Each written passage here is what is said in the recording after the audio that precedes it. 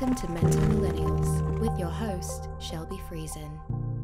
So today I'm here with Cody Ohem, and I actually just found you through Instagram. Honestly, I was just looking around, looking for cool mental health pages, people that were doing things that I thought were interesting in this realm, and curious to hear more. So today we're here, and Cody started the Head First movement, which is, do you want to tell a little bit about that quickly? Sure, man. I mean, we can get right into it. I can kind of share the reason why I started it and kind of what I'm up to now. Sure. Yeah. If you wanted to start with that, let's go with it, and we can see how you go. Yeah, why you started and how you got there. Yeah, might as well jump right into it and just get the ball rolling. But so I guess I'll share my kind of background, my story first to give you a little bit of context, and then I'll kind of share with you like the evolution of how it started and where it's currently at. But basically, growing up, played every sport under the sun. As I got older, hockey took a bit of a priority. I didn't play professionally, but I did play AAA and did the whole junior hockey thing. And, during that time, I had a few concussions. Never really thought anything of it. I was never really out of the lineup for more than like 2 to 3 weeks. But around the age of 20, I started to notice like the signs and symptoms of depression. It was like at the start of my second year university. And within 2 months, I was in a really, really rough spot, ended up dropping out of school, quitting hockey. I was pretty much drinking every day. And long story short, I was a mess. Mm-hmm. And eventually my parents stepped in and kind of pulled me out of there because I knew something was off. And we started looking for answers. So similar to you, first stop was the family doctor. Kind of walked in there and unpacked how I was feeling to the best of my ability. And, without blinking an eye, he just told me I had depression, that there was a chemical imbalance in my brain, and that, this little white pill was going to solve all my problems. So he prescribed me antidepressants, and I left his office with high hopes and expectations. But that was the start of 3.5 years seeing 30 plus doctors looking for an answer. So, during that time, I saw, naturopaths, I saw psychologists, cognitive behavioral therapists, fucking saw a hypnotist at one point, was literally willing to just like do anything or try anything that could potentially help. But about 2 years into that whole debacle, I got some blood work done finally. And to my surprise, my testosterone level actually came back at 0. And, the doctor that I had at the time was like, "Oh, don't worry about it, man. Like, you're a healthy guy. Like it's definitely a mistake." But to me, it was a red flag. It was the only thing that came back and that could have explained why I was feeling that way. So I asked him to do the test again. And, although he resisted, we did it. And sure as shit, the same thing came back. He goes, "Okay, man, I think we have a problem. I'm going to refer you to an endocrinologist."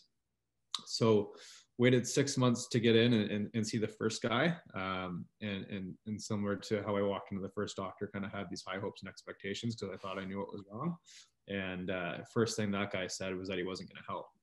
He basically accused me of taking steroids and figured that was the main reason that my natural production was shut off. Meanwhile, I haven't touched a drug and I just worked out and played sports my whole life. So that was super frustrating. Ended up seeing 3 more endocrinologists before I actually found a guy that would help.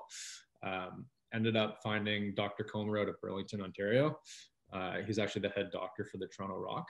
And basically I walked in there and that experience was completely different. So I walked in, I was wearing like my own sound grazed hockey jacket and a Chicago Blackhawks hat. And he just like, the first question he asked me was if I played sports. And I'm like, "Well, man, like we're not really here to talk about this shit, but I played hockey." He's like, "Okay, cool." He's like, "How many concussions have you had?" I'm like, "Well, I don't know, like 3 or 4. And, definitely had a few more." And he goes, "Okay, I think I know the answer." So basically Comer began to explain how when you get a concussion, it causes inflammation in the brain. And that inflammation can lead to the dysfunction of your pituitary. In my case, after doing the blood work and doing a few scans, that was the reason my pituitary was broken. And that's the reason my body wasn't producing the hormones it needed to function optimally. Comer rambled on kind of about the science for a little bit, but then gave me kind of the best news ever and told me that it could be fixed. So he basically put me on hormone replacement therapy that day. I started injections. And within a month, I was feeling a lot better. Within 3 months, I basically had my life back. I was on all medication. I was back to myself. I was happy. I was motivated. I went back to school, and I picked everything back up. But to get back to why I started head first, during that 3.5 years, 4 guys I actually played hockey with, or that I played hockey with, actually took their own lives. So although I couldn't be certain that they went through the exact same shit that I did, I thought that by sharing my experience, I could potentially help somebody else. So I basically packaged that 3.5-year experience into a Facebook post and put it out to the world about 4 years ago. And to my surprise, it got a lot of attention. It had like 30 or 3,500 shares in the first week, and from that, thousands of messages started pouring in, and that was probably one of the most rewarding things I've ever done in my life, and was really able to point a lot of people in the right direction when it came to finding treatment, or at least provide people hope. So I always wanted to do something with that, but right when I posted that was when I was starting my e-commerce company. So you probably don't know this, but I actually built and sold a handbag brand. No way. Yeah, so I sold purses online for 3 years, and grew and scaled the company, and we exited it about 1.5 years ago. So that kind of was the reason why this whole project sat on the back burner for that long. But when we exited the business, I kind of picked this project back up and started to get the ball rolling. So created the brand. The original mission of it was to make the world aware of the impact concussions have on hormones and mental health. Quickly realized that A, hormones are fucking complicated. B, I know absolutely nothing about them, and C, it just wasn't the direction that I wanted to go. So I've kind of like pivoted a few times now, and kind of at the beginning of 2020, I found a direction that I was really happy with. So in terms of Head First, it's basically just an extension of my personal brand, and there's really 3 core pillars to it. The first is the awareness piece, and kind of the narrative I have there is like, we always talk about how courageous it is to like speak up about concussions or mental health, especially in like a sports setting. But every time we're doing that, we're just reinforcing how hard it is in the first place. So kind of the narrative I have is really, it's just the smart and the cool thing to do, right? Like, we only have one brain. You might as well fucking take care of it. Yeah. The second pillar is just trusted clinical resources. So as you and I both know from our experiences, it's very hard to find the right help. So I've got a trusted list of consolidated concussion and mental health resources that I point people to if they're looking for help from a clinical perspective. And then the third aspect is coaching. So this is fairly recent, but I actually got certified to be a mental performance coach for athletes. And back in the summer, I packaged up my experience and the core lessons that I've learned, dealing with my adversity and building companies and playing sports and all that kind of stuff into a program. It's called Head to Heart. I started running it in August, and I've ran 5 groups through it now. So it's going really well. The whole point of the program is it's not necessarily like a mental health program. Like, it's not necessarily meant for someone with anxiety and depression.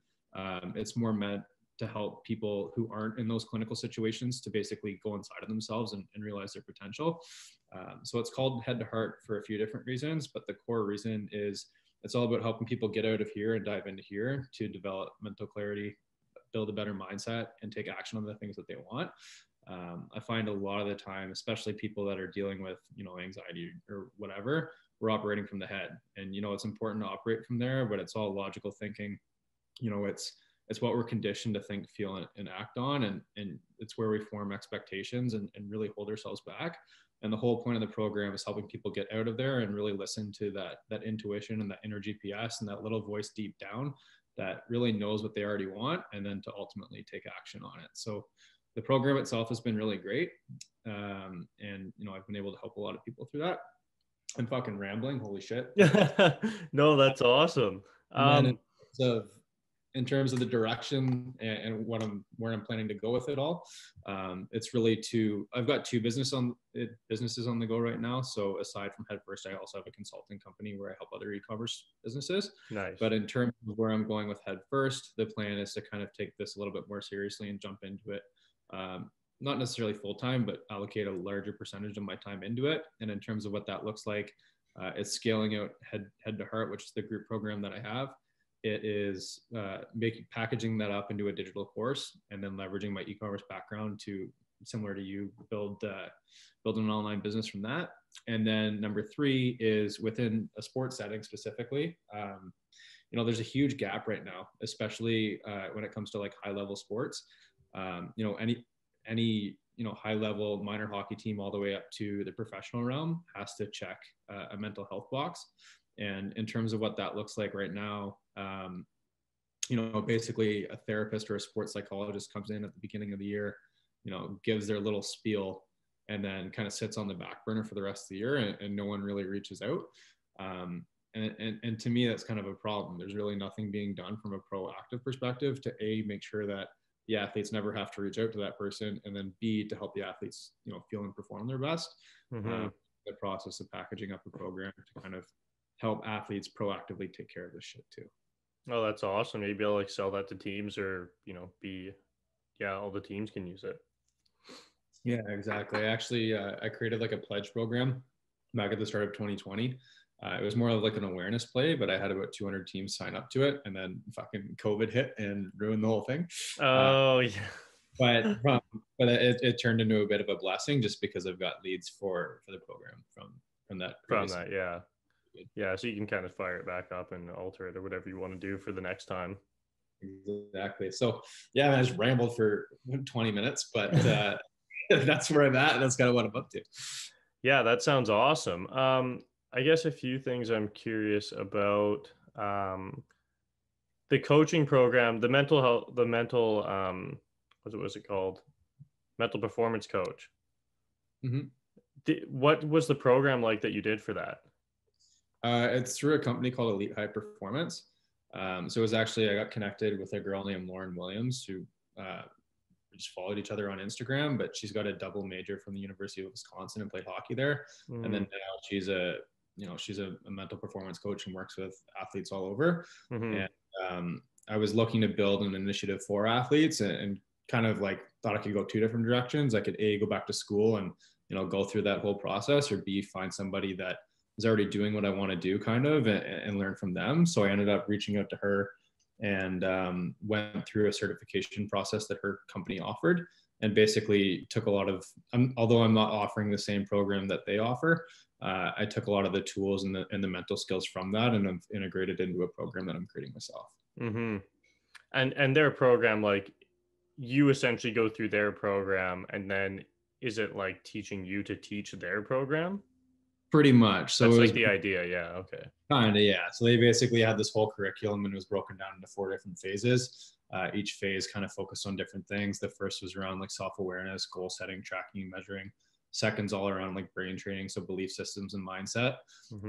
Third is around like peak performance, so confidence, you know, motivation, focus, emotional awareness, and intelligence. And then the last part is all just like putting those things together and applying it into like a real life setting. So although I'm not necessarily going to be taking people through that same thing, I've taken elements from that and packaged it up into a way that I think will be applicable for what you want to do that's for your stuff. Yeah, exactly. And the other thing with that too is similar to what you said before we got on this call, is making the shit relatable, right? Like when you talk to a therapist or a sports psychologist, like oftentimes you know, you feel that they're up here and you're down here, and it's really hard to relate to them on some level.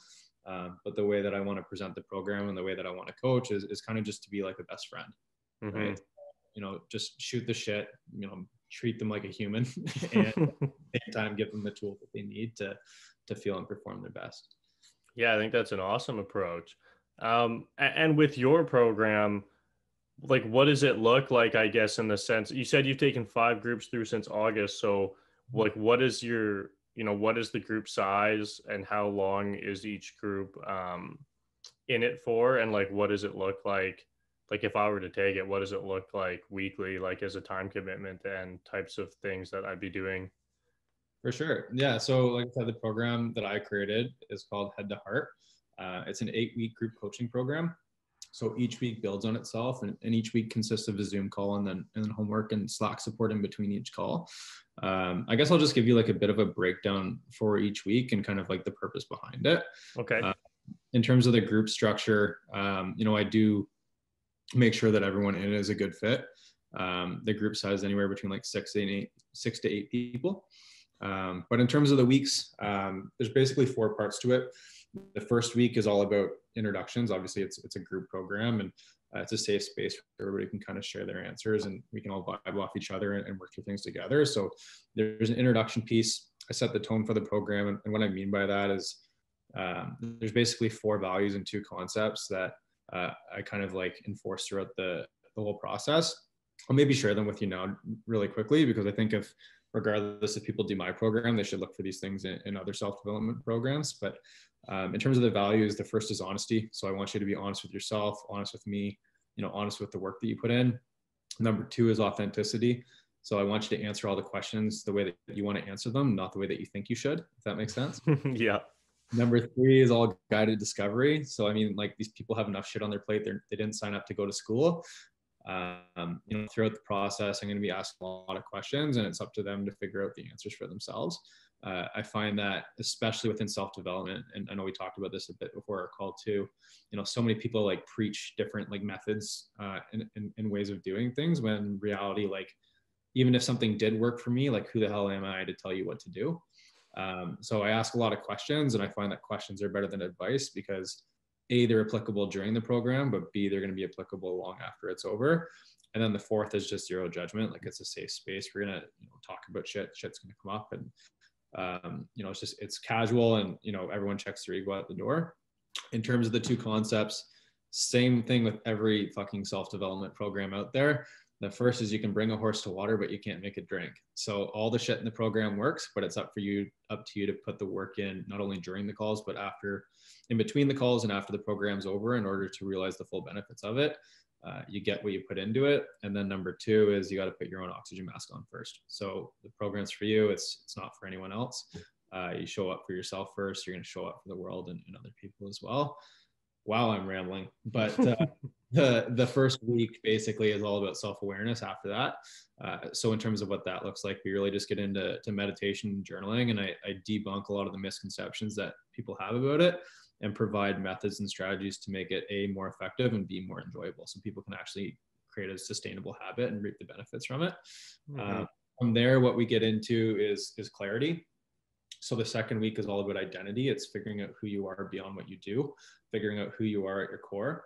A lot of the time we assign our self-worth to the labels and titles that we accumulate, whether it's, an athlete or an entrepreneur or a student or a brother or sister or whatever. But the thing is like, when we're attached to that stuff and we lose it, it can end up making us feel like shit. Like, all that shit is, outside of our control and can be taken away from us. So it's figuring out, who you are here, so that no matter what's going on around you, like, you can be good.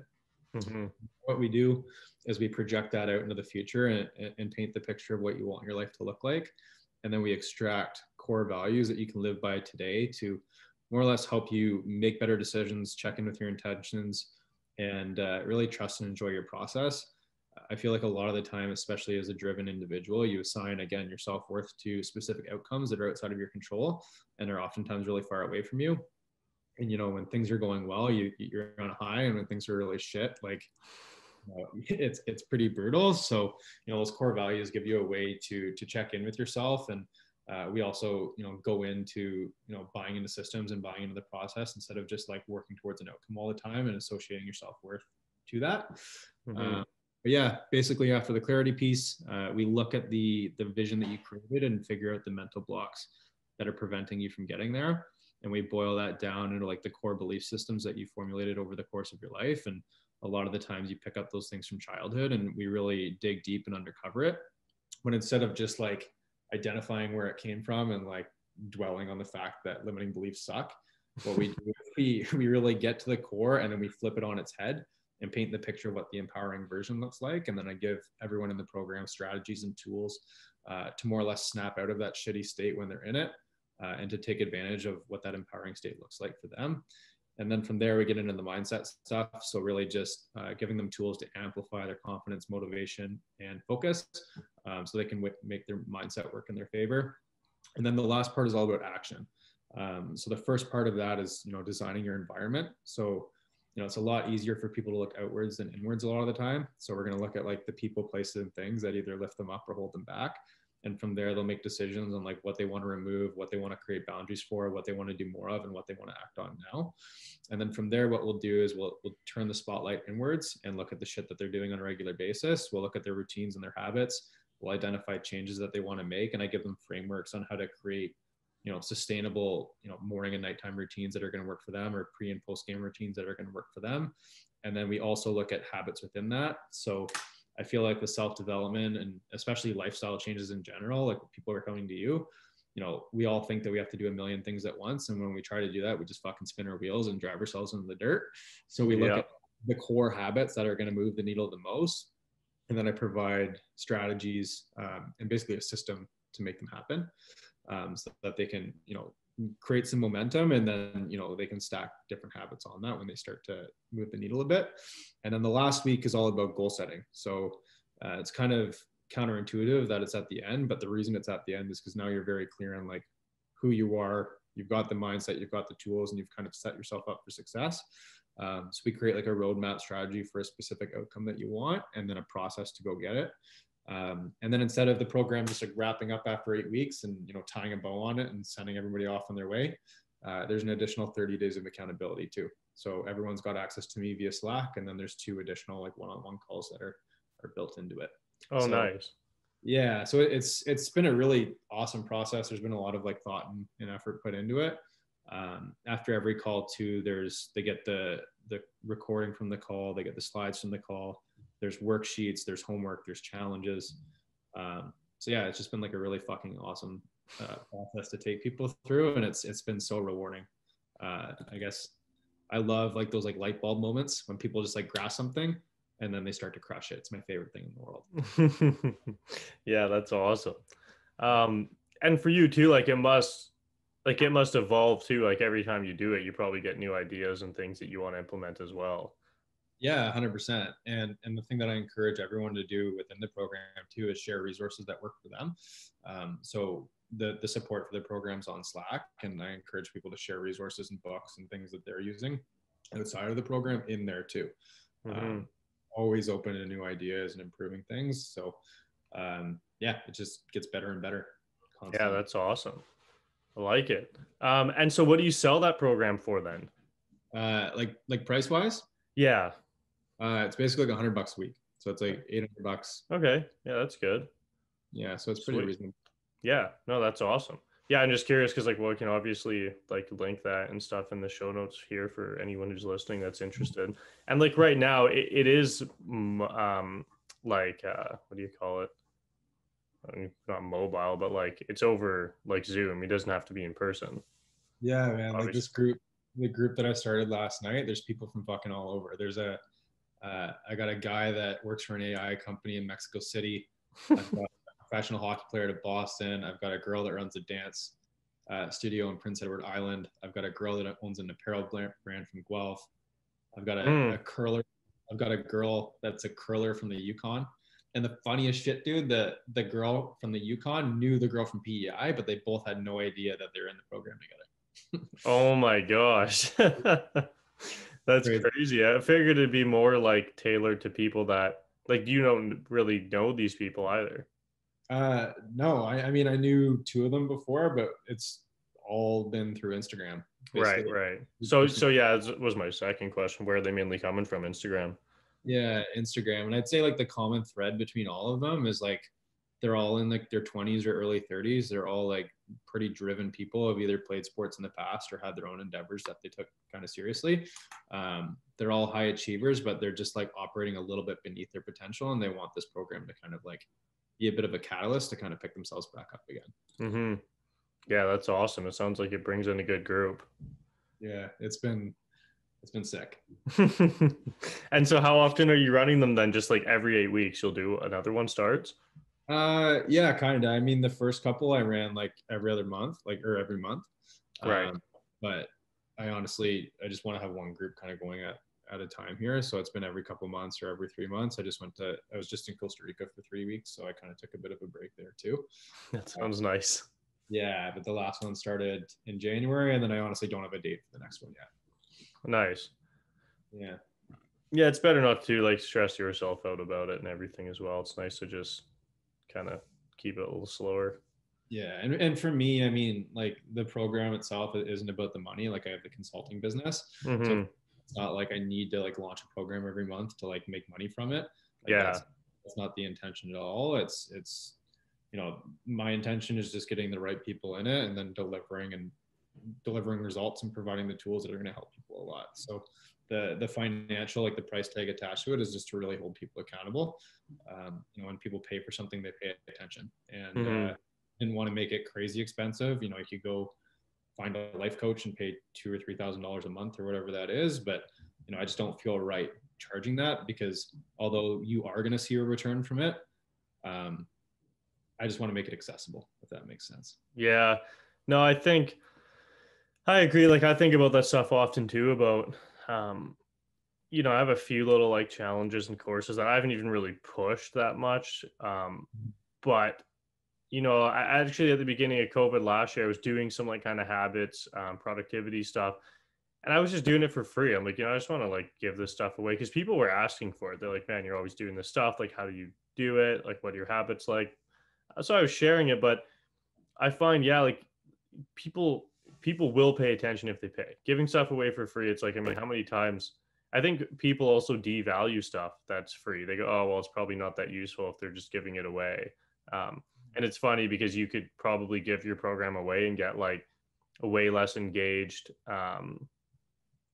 group and people who aren't really willing to put the work in, and you could sell it for $4,000 and people will still pay, and they'll get more out of it just because they paid $4,000.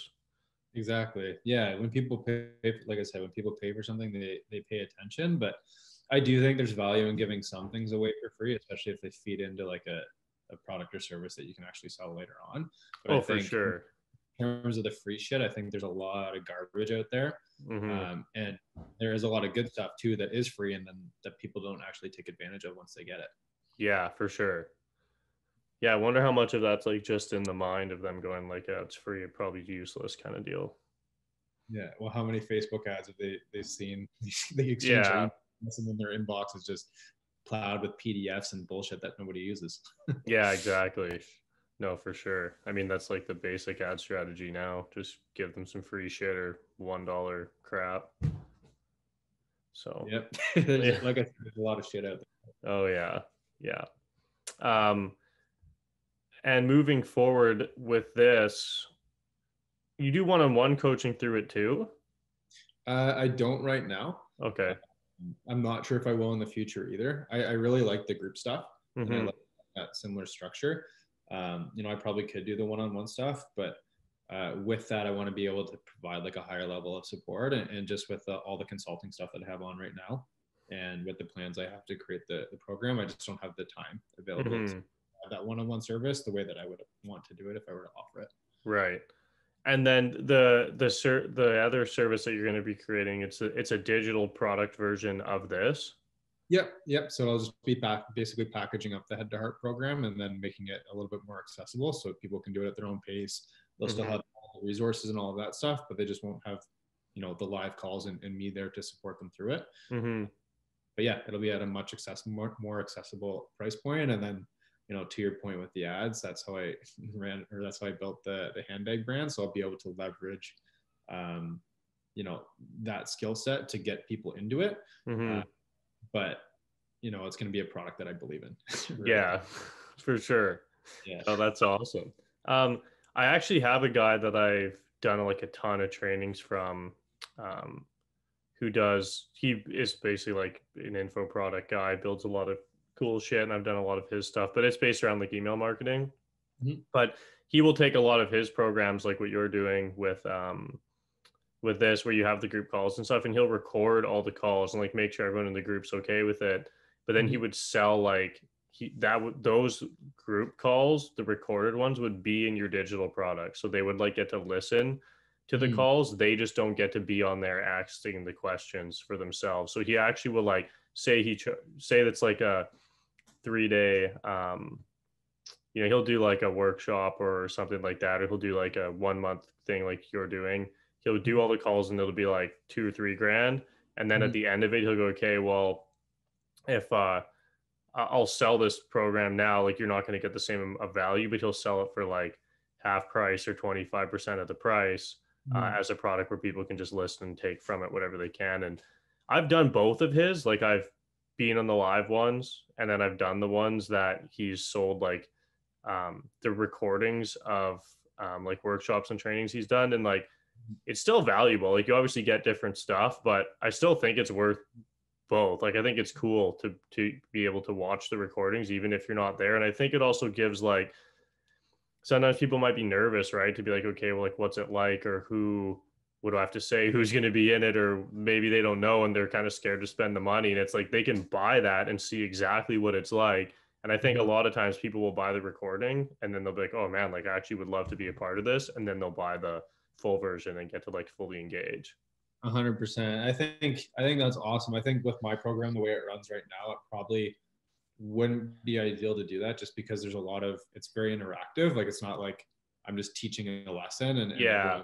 in the chat. It's like, no, people are like sharing their answers, and like sometimes people talk for 5 minutes. Mm-hmm. So I don't know if like we're sharing the recordings would be good, but basically what I'm going to be looking to do is take it and then package it up into like 2 or 3 minute videos, like little short digestible chunks, Yeah. and then packaging it up in Kajabi or Teachable, Mm-hmm. and sharing it that way. But to your point, like I think there is a lot of value in having people speak up in it, because a lot of the time, you know, somebody sharing their opinion or their answer will spark an idea or conversations in someone else that otherwise wouldn't have happened. Mm-hmm. So now it's making me think like maybe there's some other sort of support that I can offer where people can still share their answers and opinions, whether it's like a Facebook group or you know, a live call or whatever that is. Yeah, that'd be sweet too. You could even just do that as like an add-on. Could be like an extra live call, or I think the group access stuff is good too. Yeah, that sounds awesome. Create a little community. Exactly. Sweet. Yeah, I don't know. Like, I don't know if I got any more questions about it all. I mean, I like the program and everything that you're doing with it, and I'm curious to see how the rest of this year goes with all of it, and kind of watch along. Yeah, man, I'm pretty pumped. It's gonna be good. Yeah, that's sweet. Yeah, I don't know. Do you got anything else that you want to say, or what do you think? How you No, feeling? I'm feeling pretty good in terms of anything that I can offer to your audience, instead of just like talking about the shit that the programs that I have. You know, in terms of, do you want to maybe talk about maybe what we're up to now in terms of like taking care of ourselves and mental health and stuff like that? Yeah, Maybe. sure. Like, what is your kind of yeah, like I guess what does your sort of mental health routine in a sense look like? Or maybe it's not a routine, Yeah. strategy, your personal strategy. Yeah, I mean, I think it'd be good to like share with your audience some things that they can do without necessarily buying Yeah. buying our shit. But yeah, I mean, I think I get it now that I started this thing. I get a lot of people reaching out similar to how they used to or they do reach out to you, and they're kind of looking for that magic solution, or you know, they read your story and they think, oh, he went through that, he's dealing with the shit, you know, he like what he's doing must be the answer for me too. And for me, I had a lot of people reach out in the beginning and they're like, oh, I've had a concussion, I'm dealing with depression, like, you know, I've got the same issue. But you know, 95% of the time that's not really the case. So the things that I really point to are similar to you, man. They're just like lifestyle changes. Mm-hmm. I think that, you know, good sleep, good food, exercise, and, you know, moving your body, and, you know, some mindfulness and journaling, some self-awareness stuff is hugely important. In terms of what I'm up to from that perspective, you know, try to make sure I get a good sleep every night. I don't booze near as much as I used to. I still like to go out here and there, but it's kind of hard with the whole lockdown situation. Mm-hmm. In terms of nutrition, I actually hired. He calls himself a neuronutritionist. His name's Chet Binning. He's got an account on Instagram called Brain Ignition. But I basically hired him to do like a consult for me, and he asked like probably 300 different questions and like a questionnaire, reviewed it, and then you know, he had blood work and everything too. So he basically put together this like protocol for me and like gave me foods that he didn't necessarily give me a plan. Like I don't necessarily think I'd want to follow like a meal plan and like have to eat like the specific same shit every day. Yeah. He basically provided different types of foods that I should eat more of and less of based on all those questions on my background, my blood work, and all that kind of stuff. So that's honestly been huge. Mm-hmm. I used to deal with a bit of brain fog and some gut issues, and basically after a month or two of working with him, and they completely went away. So that's from like the nutritional standpoint.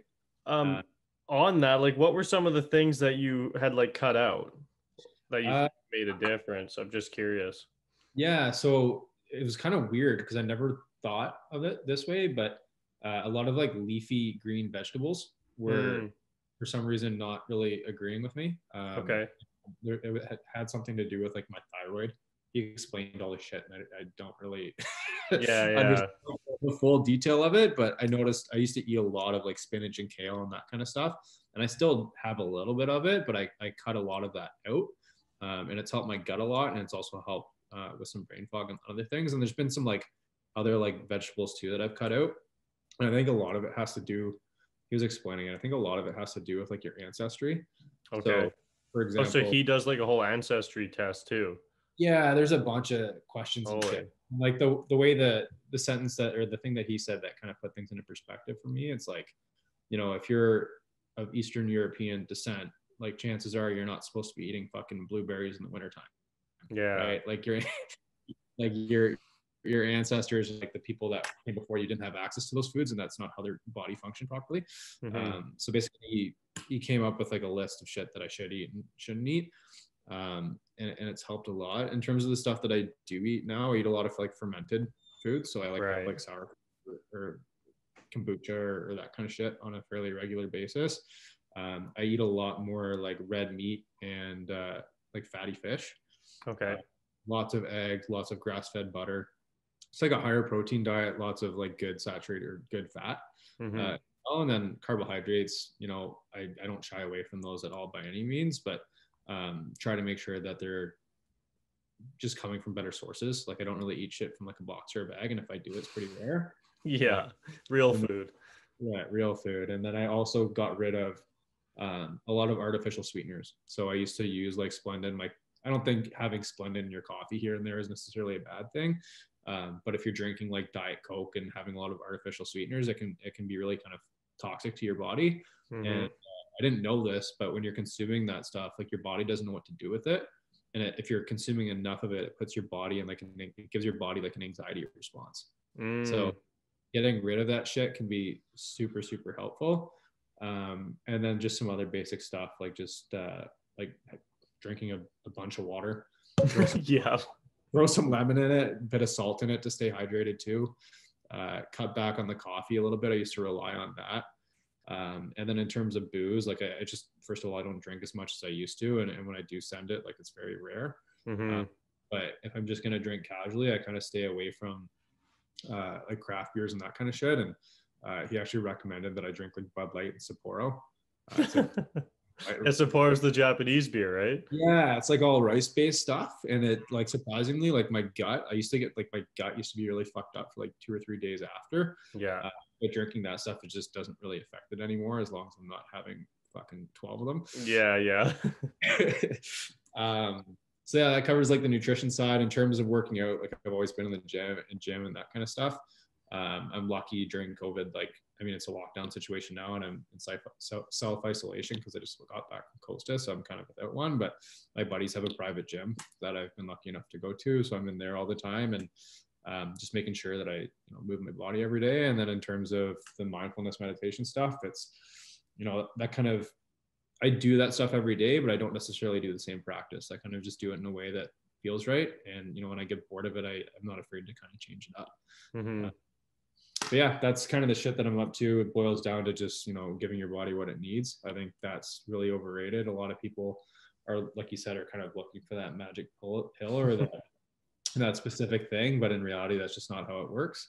And I think a lot of that stuff is very underrated and it's all within your control. Like you can Hmm. advantage of it today. You don't have to wait to see a specialist or go see a doctor to make that shit happen. No, exactly. There's a lot of little stuff you can do on your own. And like right now with those things like meditation, mindfulness stuff, like, I mean, kind of all of it on average, like how much time a day do you think you're averagely spending doing these things? So I've been journaling every day for, I don't know, probably 10 or 15 years. Oh, Uh, nice. yeah. So, I mean, in terms of what that practice looks like, I do it in the morning, maybe 15 or 20 minutes. Um, it usually involves some sort of like gratitude practice and then just kind of like dumping my brain out onto the page after. Hmm. In terms of the mindfulness stuff, I really go into spurts. I used to have like the Headspace app and the Calm app and stuff and kind of do it from like a guided perspective. I think there's a lot of value in that, especially if you're starting from scratch. But I also think that at the same time, that's a reason why a lot of people give up.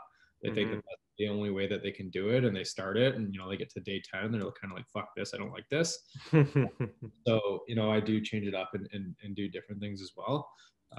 Two other ways that I do it, three other ways that I kind of practice it on a regular basis, or number one, just like breath meditation, or like when I'm like feeling anxious or stressed, I'll do some like box breathing. So I'm not sure if you're familiar with that, but basically like taking your conscious attention away from whatever the fuck you're focusing on the breath, 4 in, 4 at the bottom, 4 out, 4 at the top. Doing that 5 or 6 times not only like takes your attention away from like whatever you're getting fucked up about, but it also like calms your nervous system and chills you out a bit. So I do that like calls or anytime I'm really feeling stressed. The second is sitting in silence. So this is something a mentor of mine basically presented to me back in the summer. And it was really fucking hard in the beginning because it's like usually like if you're focusing on your breath, you've got something to do, but when you're sitting in silence, you don't, and your mind goes nuts and you feel like you need to get up and do things. And, doing is based on performance. So if you think you need to perform, then you really just have a problem being. So it's a really cool exercise to just like follow your thoughts, because oftentimes they're going to present something that you need to work on later. But eventually you'll get to the stage where you can just chill the fuck out, and then it's actually like really therapeutic. The third way is like sitting, or not sitting, but just being fucking mindful, like just putting the phone away and just being present, and like being fully like just being fully present whenever you're doing. So whether that's like going for a walk with my dog and not thinking about all the different things I have to do, but just like looking around and like fucking enjoying nature, or like eating my breakfast or my lunch without the TV on or the computer in the background. Just practicing mindfulness from that perspective is something that's super easy to do and like can be done at any time. So that's what it kind of looks like on a day-to-day basis. It changes a little bit, but those are kind of my staples. Yeah, I love that. I mean, it's the second one, the silence thing. That was something I had to do with my life coach. I think it was a year or two ago now, where he's like, if you feel like you have to do something, like just sit there. And I think it kind of reminds you of like meditation too, where people think you have to sit there like a monk and have these weird positions or whatever it is, right? And it's like, the basis of meditation is just sitting with yourself. And like in reality, I think that's like the first step, is just like, you don't have to try and control your thoughts or whatever you're doing. Like you just sit there in silence with nothing else. And it's crazy, like you said, how hard it is at first. And there's so much going on. But there's a quote from Ram Dass that I always remember. Some people post on Instagram, but it's basically says, if you think you don't have time to sit there for 10 minutes, you should sit there for 10 hours. Yeah. And it's like, I always think of that when I'm like, man, I don't have time to just sit here for 10 minutes right now. I'm like, I know how much better I'm going to feel and like everything after. So I always do that now. And I mean, that's all I really do. Similarly, it's like, I will do like usually 10 to 20 minutes a day. And I will set intervals a lot of times too, where it's like, if I'm feeling like I can't do 10 or 20 minutes, I'll set like a 5-minute timer and then I'll just restart it. So it's like mentally, it seems like it's less time. And then I also liked, like what you're saying, the third point on the kind of mindfulness and taking your phone away and just eating without the TV. It's like actually just tasting your food, like take a bite and like think about what it tastes like. Like how many people don't even taste their food? They're just watching the news and like thinking about COVID and having no taste or something. I don't know. But and like with the phone thing too, like every night I put my phone from 8 till 8 in the morning, like 8 p.m. till 8 a.m. I don't use my phone. So I'll usually put it like in a drawer or in I have a cupboard in my kitchen. I also don't like no phones in the bedroom. I haven't had a phone in my bedroom for like probably like a long time. I don't know, but I leave it in the kitchen and I leave my door open, and that's also helps me get up because my annoying ass alarm's in the kitchen. I have to walk out there. So you've like physically moved by the time you shut it off, instead of like just rolling over and smacking it and then deciding to check Instagram for an hour and going back to sleep or whatever it is. Yeah, that's the exact same strategy. Well, first of all, I never tell anybody what to do. Like I think people that, this is a complete side note, but I think there's like or lifestyle changes or whatever. Like anyone that says you have to do something and can't do something else that helps you is just complete bullshit. And I feel their credibility. It's almost like say that. But yeah, in terms of like the phone thing, the just creating distance from it and creating those like physical boundaries is something that I always recommend to people, especially if they have a hard time with it. Putting it, first of all, having the phone outside of the bedroom and not being tempted to look at it late at night is going to help you get a better sleep. But it kind of forces you to put your fucking feet on the floor in the morning and get your to bed, which is awesome. But yeah, I mean, I think your phone, it's an amazing tool, but at the same time, like, it's such an easy way to distract yourself and to procrastinate from things that you don't want to do. It's like an uncomfortable emotion or an uncomfortable situation that people get in. They just go right here and they get that little hit of dopamine and, they kind of fall into that trap instead of actually acknowledging the feeling and working through it and ultimately like taking action on the shit that they want to do. So I think creating those boundaries is super important. What do you think, like for you, what if you use your phone too much, like what's the worst, like what do you dislike about it the most, or like the negative effect that it would give you? I think the problem is definitely consumption. So I can use my phone in constructive ways for sure, like email and building my business and all that kind of stuff. I do think that there's diminishing returns from like sitting on it all day, and I don't do any of the growth hacking shit that a lot of people do, but it's easy to get wrapped up in that and followers and all that bullshit on Instagram. In terms of, sorry, the question was like, what do I do, or like what do I struggle with? Yeah, more so just like, yeah, like I guess maybe if there's like a mental thing you notice if you use it too much, or something, or some sort of side effect of too much use that you like. I guess for me, I just will have like triggers where it's like, okay, I'm feeling this, I know I'm on it too much, like I need to put this thing away. So like is there something that triggers you that you know right away, like, okay, fuck, I'm on this thing way too much? For sure. And that's why I put my screen, I don't know if you can see that, my screen time widget. Oh yeah. So today I've already used it for 2 hours and 12 minutes, which is more than I'd want to use. But every time I look at my phone, there's a reminder staring me in the face of like how much I've actually used it today. When I do find myself using my phone a lot, I'm definitely more anxious and more on edge. And I'm usually in a shittier state. Part of my journaling practice for a while was actually like recording my screen time from the previous day and like how I felt from it. Oh, that's cool. And I found that like every time I spent more than 3 hours on my phone, I was just like in a shitty mood, and oftentimes you're comparing yourself and just getting up and all that kind of shit. And comparison is like cancer to the mind. It's brutal. So in terms of ways that have helped me, it's similar to you, creating distance from my phone. So when I'm doing work, the phone's usually in a different room. When I'm sleeping, it's on the other side. It's not out of the room, but it's on the table. And then I removed all notifications. So it sounds funny, but one of the pet peeves I have, like my girlfriend does it. She doesn't have notifications off and she doesn't check her email. So she's one of those people that have like 1,500 fucking Gmail notifications. It drives me bonkers. But for me, I got rid of everything. I don't have any notifications, like even text messages and email. Check my email, 2 or 3 times a day, and I deal with shit when I'm ready to deal with shit, not when it just thrown at me. That used to be a huge problem, especially with the e-commerce company. A fire would come up and I'd have to put it out at whatever hour it was, and it would completely sidetrack me from whatever I was doing. And then similarly too, when I got an email that was good, so like sales started coming in, those emails made me feel great, but when the sales weren't coming in, I felt like shit about myself. So I removed the notifications, and then same with the text messages too. Like I'm sure you're familiar with being in a group chat. I'm in a few of those, and I can't stand my phone going off 24/7 with that. And even with like just text messages from friends and family and that kind of stuff, like if it's urgent, they'll get a hold of me, right? They'll give me a call.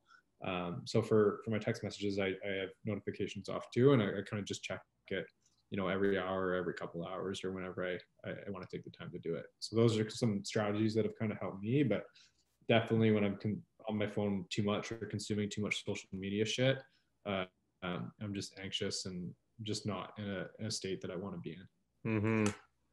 Yeah, that's those are all good. I like it. I just find it so easy to get like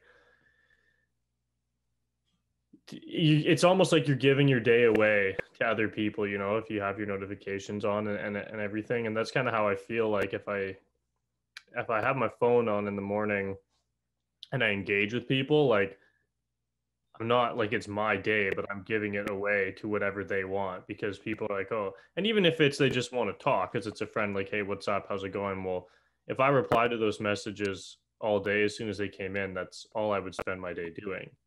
100%. So it's tough to like, and you know, it's not being mean and not replying to your friends, but it's just different. Yeah, you're in pure reaction mode. Like so many people get up and they grab this thing first thing, and they're taking attention away from themselves and putting it on the world or other people. And if you set your day up for success and having a pure intention through it, I don't think that's the best strategy personally. No. Some people do it. Some people can do it, but for me, it just doesn't work. No, not at all. No.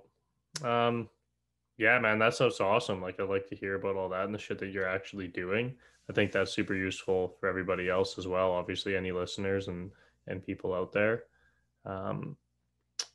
Is there any sort of last things that you think? Anything? Not really, man. I definitely wanted to share like the story, the programs, and then just kind of like some actionable things that your listeners can take action on after they listen to this. If they want some more information, I'm always kind of sharing shit on my Instagram. That's kind of like the main, I guess, really the only platform that I share shit on. I probably should be a little bit more active elsewhere, but I'm a lot of yeah, exactly. But you know, share some stuff on there too. But I think we kind of hit the nail on the head with a lot of that stuff. But yeah, I really appreciate like what you're up to as well.